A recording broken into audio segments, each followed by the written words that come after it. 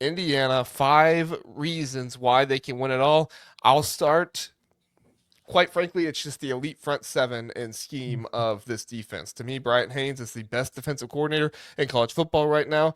The Hoosiers held Ohio State to their lowest point total that they have in the past 18 games. Last time that happened was Missouri. Last time it was lower than that was Missouri, and that's when Ohio State was on their third string quarterback and backup center and all this other stuff in a bowl game against Missouri in a game that I'm convinced Ohio State did not want to win. I don't know why they didn't want to win, but it sure looked like they played that way, which is probably worse than just outright losing altogether. But they've bounced back, and their offense has looked much better, and Indiana did a fantastic job against them. I think that the play calls and stuff like that, definitely, Ohio State needs to get those kind of things corrected, but I, I, I go back to it. Ohio State was not able to throw the deep ball Mm-hmm. because Indiana was able to keep their safeties back. It was that front seven of Indiana that was able to stop the run consistently in that game. Maybe with, Carnell Tate, Jeremiah Smith, and Brandon Ennis in there, you see less linebackers with Indiana. Maybe that changes. That's always possible. But, Ohio State, if they weren't getting big plays, they weren't able to. I shouldn't say they weren't able to move the ball. They were able to move the ball later on. But it was evident that they needed more space to move the ball. And once things got condensed down in the red zone, they were not nearly as successful. And Indiana's front seven, I think, deserves a lot of credit for that. Yeah.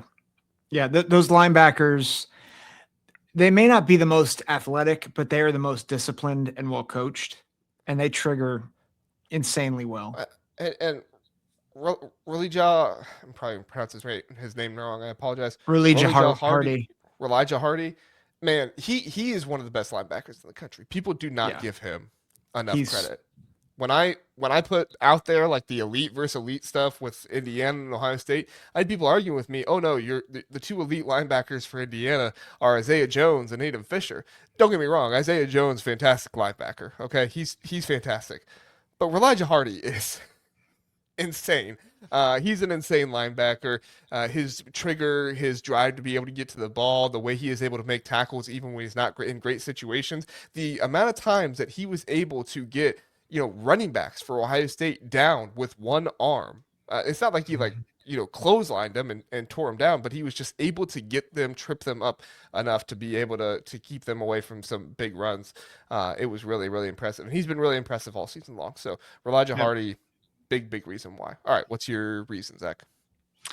Fernando Mendoza is the best quarterback in the tournament. Like you could, I think, make a case for Sayan. I think you could make a case for Dante Moore.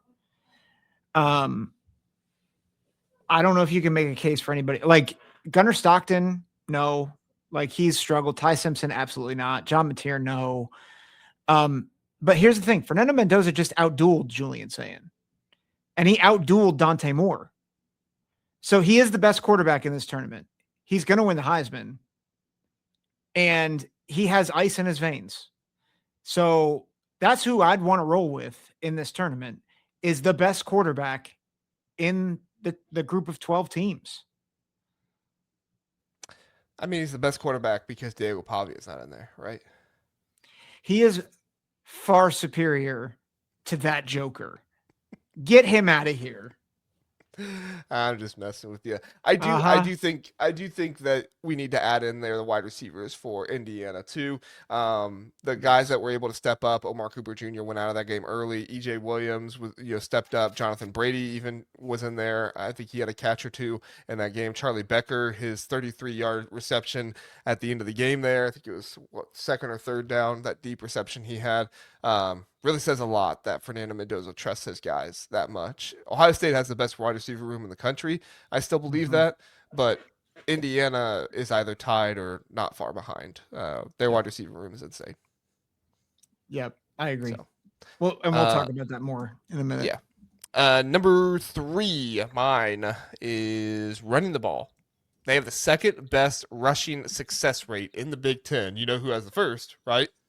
Ohio State. No, Oregon. Oregon rushing. does. Yeah, it's the rushing. Oh, rate, yes, so. yes. But when opposing teams are trying to stop Indiana on the ground, you just have no answers because you have guys like Charlie Becker who can go deep. You have guys like Elijah Surratt who are going to hit you with the out routes. Omar Cooper Jr. is going to run over the middle, either a dig route or going deep down the seam, whatever it might be. They just have so many versatile wide receivers that can do so many versatile things that allows Indiana to open up that run game. The safeties have to stay back, and when that run game is moving along, there's nothing you can really do to stop them. So even when Indiana wasn't able to run the ball all that well in the game against Ohio State, they were able to pass the ball because of how many resources Ohio State had to commit to stopping the run. And I think that if they can do that to Ohio State, they can do that to basically anybody else in the country. Yep, I agree. So, good. All right, you're number 4. Yeah, and I think this is for part of this with the receivers. Hoosiers have time to get healthy. Like Omar Cooper was gimpy. Surratt, I mean, he was in there, but Surratt got banged up earlier this season. Fisher was out earlier this season. Like, you're gonna have time to rest and recover.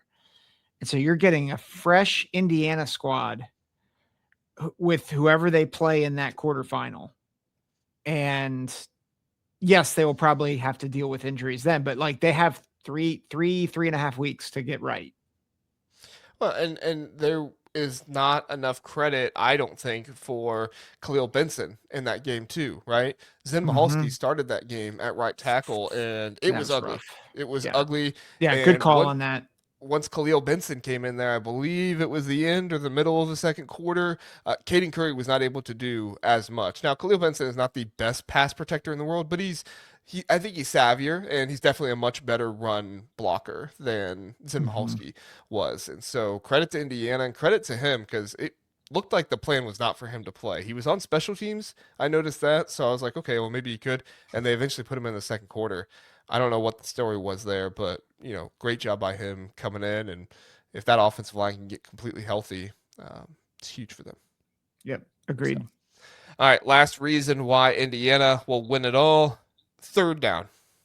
In a nutshell, they are excellent on third down, first nationally, and third down conversion rate 55.8%. That speaks to their efficiency. That speaks to how calm they are. That speaks to their play calling in just so many different areas. We even saw that against Ohio State. They were excellent, and they are second in third down conversion rate allowed by that defense. I know Ohio State eventually got 4 third down conversions in that game. I think 3 of those 4 happened on the final drive when Ohio State was moving the ball. Not the final drive, the second final drive when Ohio State actually moved the ball down the field. Before that, they had only had 1 third down conversion that game, and you could tell that was difficult for Ohio State to deal with. And so if Indiana can get you to third down, it's not only going to end well for you on either side of the ball. Yeah, good stuff. All right. See if there's any other comments or anything in the chat. Steely Matt, appreciate you sharing the stream on Twitter X. If anybody else is out there on Twitter X wants to share the stream, we appreciate it. If you want to like and subscribe, we appreciate that as well. 71 Big Easy says all Big Ten college football playoff final will be a nightmare for Feinbaum and the SEC. We would love to see it. I mean, it can't be all, right? Because they only have 3 in there, but imagine. Well, no, he's saying a final, like last final game, national championship game. Okay, sorry, I misread that. Thank you for correcting there. But even 3 out of the 4 being Big Ten in the final 4, that would be a nightmare as well. Insane. It'd be insane. All right.